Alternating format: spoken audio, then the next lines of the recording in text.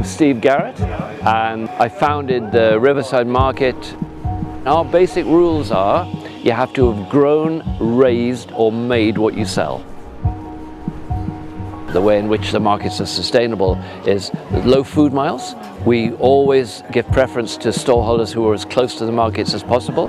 Wherever there isn't an absolute necessity for plastic, we make sure that there isn't any. For example, with the vegetables here, it's out of the field, into the back of the van and then sold like that. Just get them as fresh as possible. The pleasure that people have from eating and enjoying the food that's here, and from meeting their friends, and from talking to the producers.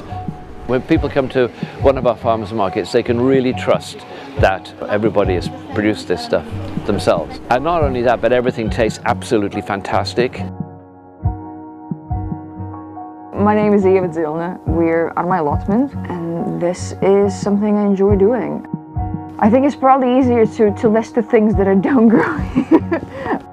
The excess that I have, I share with my friends, people I care about, and last year started donating excess food to food pantries. I'm very conscious of the fact that for people who have to rely on food banks, they don't have access to good quality, healthy food. So I wanted to get whatever I have in excess to those who actually need it so they have a better chance of having a nutritious, good meal.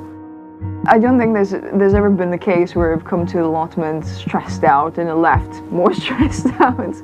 A lot of what I do and how I do it here is to ensure that I'm not disturbing the ecosystem, in fact I'm enriching it. And by growing my own food, during summer months I barely really need to go to greengrocers.